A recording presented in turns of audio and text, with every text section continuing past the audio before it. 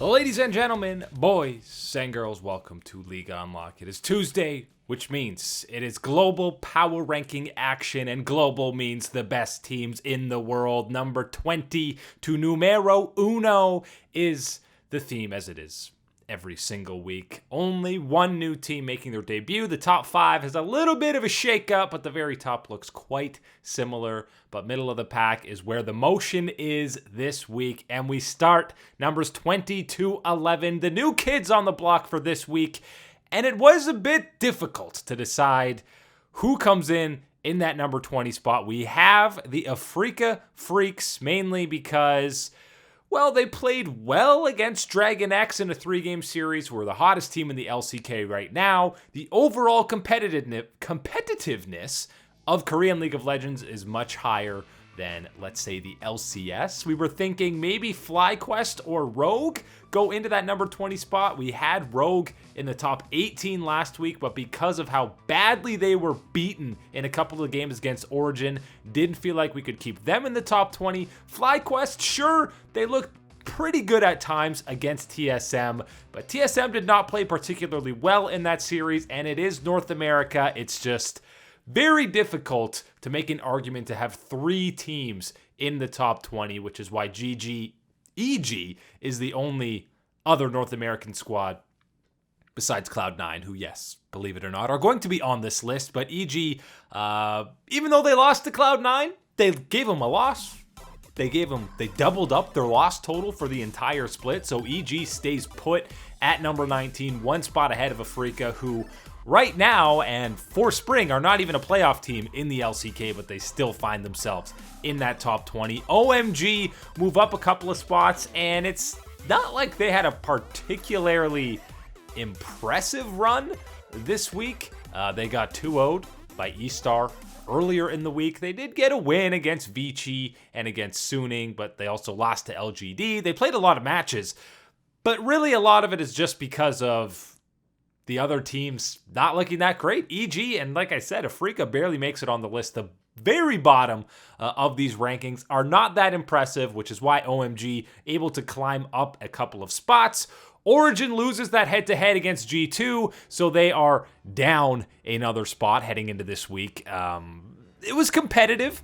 3 out of the 4 games, at the very least, were a competitive match between them, and maybe moving them down a spot is harsh, but it was still 3-1, and the fact that they couldn't close out some of the leads that they did have, you don't have the utmost confidence in them. They're done for spring, which means they might be done on these rankings after this week. We'll see how some of these other squads end up performing, but Damwon has one of the biggest slides of the week after we were just riding high on the boys from Damwon, the world's contenders from last year in the LCK. All of a sudden they show up and they're getting 2-0'd by Griffin. They're losing a heartbreaker, a 26 health Nexus loss to Dragon X. They're probably not sliding nearly as much if they win that matchup against the hottest team in the LCK and snap the win streak of Dragon X, but one auto attack away means basically probably 3 positions on these rankings, but because they are now sub 500, they move down a whopping 5 spots to number 16 on the list.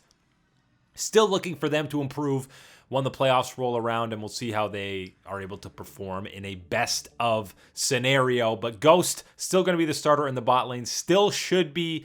Nuguri and Showmaker not still performing at the levels that we saw throughout 2019, but they have absolutely still shown the potential that they can and will eventually be world-class solo laners. Mad Lions also moved down a few spots because they got absolutely thumped at the hands of Fnatic. They get the rematch against G2, and even though they got dismantled harder than even Origin did against Fnatic, because we still are weighing that win against G2, and overall still got a little bit more confidence in what Mad Lions can do on the Rift, even in a best of 5 with 4 rookies than Origin, which is why they are 2 spots ahead of their EU brethren on this list. RNG moves down 1 spot. You could probably make a case for them moving down more than 1 spot. They did not have a memorable week 6 in the LPL. 0-2 against LGD. They lost a game to Rogue Warriors. They did bounce back against LNG, but these are bottom feeder teams in the LPL. And if not for all these teams 15 to 20 also losing either best of fives or most of their matches this week, RNG would probably be plummeting further down the rankings, but because these other teams helped them out, they only moved down one spot to number 14. EDG climb up a couple of spots. They now have one less loss than RNG. They also 2-0'd LNG. They lost a hard-fought series against FPX. Game 3 was definitely heavily in the favor of FunPlus. They looked much better in that one, but the first, it was a competitive series for Edward Gaming. They now have Jinnu back in the top lane and JJ back in the jungle. So the starters that they were anticipating at the start of spring appear to be back with the squad and playing on these online matches. So it's looking better and brighter for EDG as the playoffs start to roll around. KT Rolster basically swapped spots with Damwon. Their hype died. They fell off, and Damwon was in the middle of a surge, so they swapped spots, and now they're swapping right back. You remember Damwon had an incredible debut on the rankings at number 11. KT moves all the way back up to number 12. A lot of that a direct result of their 2-0 of T1, which was a big surprise. All of a sudden, the telecom wars are absolutely revitalized. The rivalry is fully back in action, and KT look primed and ready for playoffs as the fourth best team in the LCK, which absolutely nobody had in their preseason power rankings with this KT roster. Aiming has been fantastic. Kuro has played champions we could never imagine him playing. And most importantly, Bono and Sohwan have died a lot less, to be honest. They haven't been getting stomped in these matchups. They've been above average, which doesn't sound like much of a compliment, but compared to what they were doing early in the split when KT was 0-5, it is a vast improvement, believe you me. So KT deserving of a big climb up to number 12. Top eSports actually moved down a couple of spots. They were dropping games to non-playoff squads as well, World Elite and BLG. They beat Victory 5, who have yet to win a series on the split. Jackie Love got his first start. The big test comes in these next two matches against eStar and FPX. That's really going to make or break whether they climb back into the top 10. They absolutely have the talent to be able to do it. How quickly does Jackie Love fit into this lineup? Can Karsa start playing better and a little bit more consistency out of 369? Because you can't be relying on Knight to get 19 kills on each and every game, especially against some of the better mid laners on the planet right now, at the very least in the LPL. So still a lot of question marks for TES. They moved down a couple of spots, but expecting them to stay at least hovering within the top 10, even if they lose these next series to eStar and FPX. As long as they're competitive, we can be confident in them being a top 10 squad in the world. And talking about top 10, that's where we move now, 10-6, and eStar, one of those teams that TES is about to play, they're back on track. They won a couple of series in convincing fashion. They 2-0'd OMG, who are a playoff team. They 2-0'd World Elite, who are a borderline playoff team. They're in that 9th spot right now, but it was turning back to that dominant fashion that we've seen for the majority of the spring split, and the rookies still deserve an incredible amount of hype. It's just the top of that LPL standings is a little bit terrifying right now, and it got a whole lot more terrifying when JD Gaming all of a sudden started popping off. What a week for them. We talked about a little bit their 2-0 against eStar, but these guys had a 4-0 record against Invictus Gaming and eStar, and the big 2-0 against IG is the main reason that JD goes into the top 10 for the first time, and they move up 5 spots to that 9 area. And because they did get that head-to-head win directly against eStar so recently, you got to put them at least a spot ahead of eStar, even though the first half of the split, eStar was much more dominant than anything we were seeing out of JD Gaming. Still fair to have them only 1 spot separating the two of them. But JD, now that Zoom is back in the lineup, immediately they start rallying off these incredibly impressive wins. Kanavi looks like one of the best junglers in the LPL, and the solo lanes have always been the strength with this JDG lineup, and that continues to be true in 2020 spring. Really excited to see what these guys can do when the best of fives roll around. The top 5 in the LPL only gets more stacked with JD playing at the level that they are. G2, stay put for another week, and yes, they're still behind Cloud9. They go 3-1 against Origin, but it wasn't the most confidence-inducing win, and Mark and I kind of talked about it on the weekend recap show.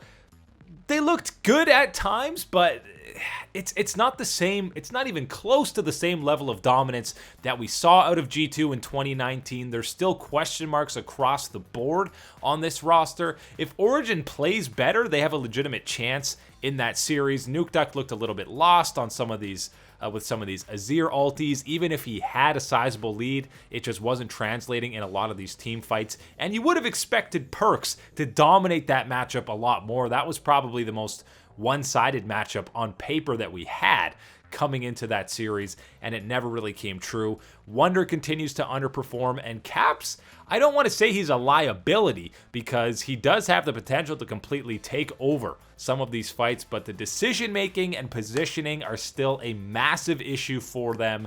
And going up against Fnatic, even Mad Lions in the rematch, Carzzy and Kaiser can absolutely punish that bottom lane out of G2, just like we saw them do in their first matchup. So yes, G2's not dropping by any means when they're beating Origin, but I don't feel like they did enough to warrant moving up a spot, especially when Cloud9 had another incredibly dominant series. I know they dropped the game to EG, which, oh my goodness, they have 2 losses on the split. But they still even had a big gold lead, and they kind of threw that against Evil Geniuses. They did make some great plays to get back into that game. Don't want to take anything away from EG. That's why they're number 19 on these rankings. But Cloud9 still had 3 incredibly impressive wins. The competition, we have to keep talking about it as the split wears on. The competition level is not nearly as high in North America.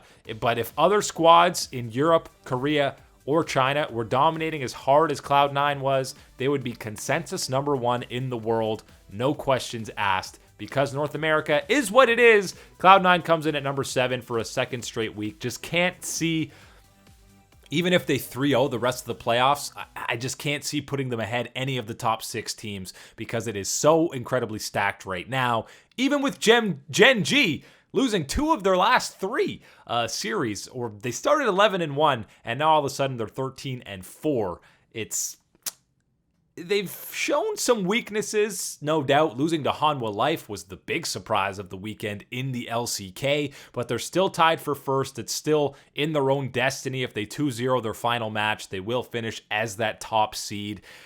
You'd have more confidence in them than against Cloud9 in a best of 5. Maybe the playstyles would be contrasting, but the LCK, the top half is completely stacked, or at least the top 3 is. Gen G, we had them as high as number 2 on these global power rankings. It's the second week in a row they have dropped a few spots, but they're still maintaining that top 6 status. It used to be consensus top 5, but now they're just on the outside looking in, and that's because we've got some new blood in the top 5. It is a European squad, not named G2. Fnatic absolutely obliterates Mad Lions over the weekend, and that's back-to-back dominant playoff series out of Fnatic. They've looked pretty clean doing it. Everybody is performing well. Selfmade has stepped up even more in the playoffs.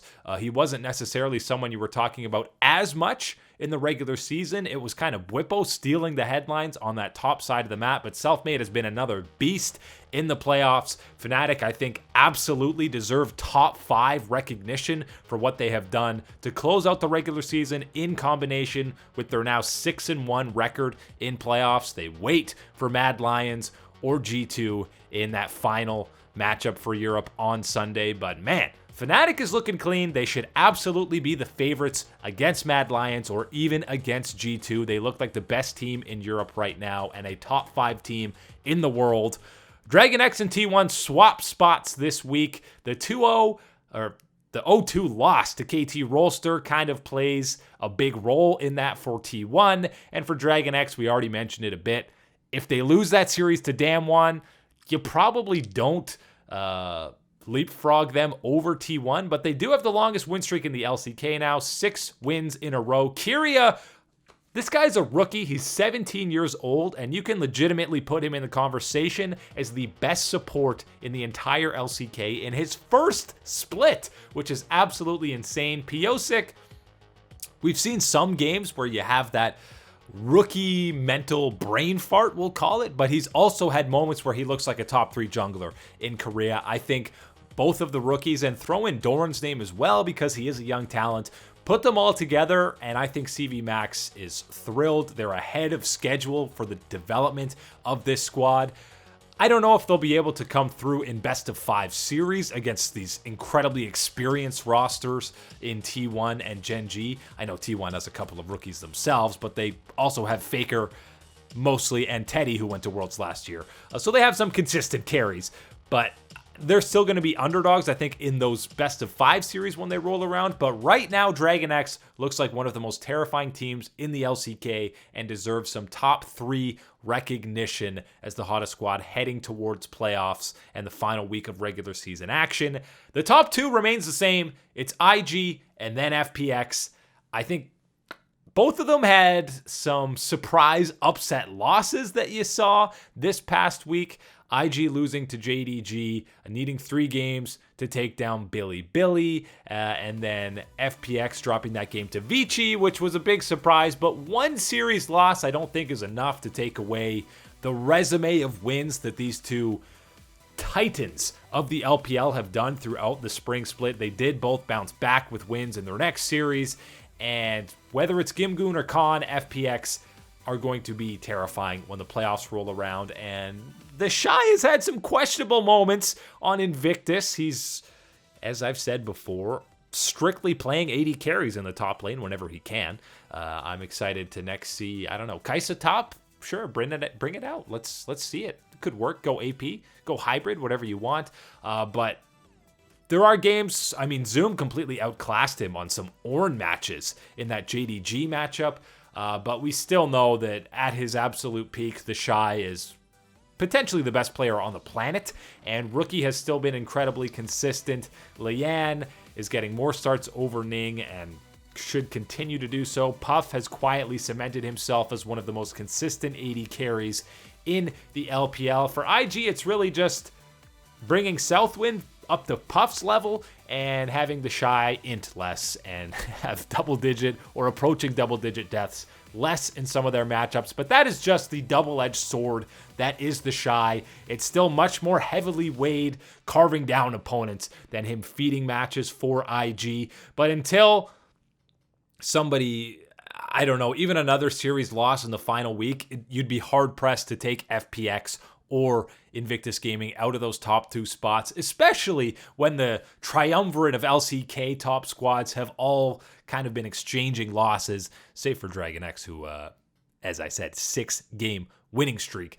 They're knocking on that top 2, but right now it still belongs to China. It is a 2-team crown, lifting it up there with IG and FunPlus, and I expect it to remain so as the playoffs roll on in both China and Korea.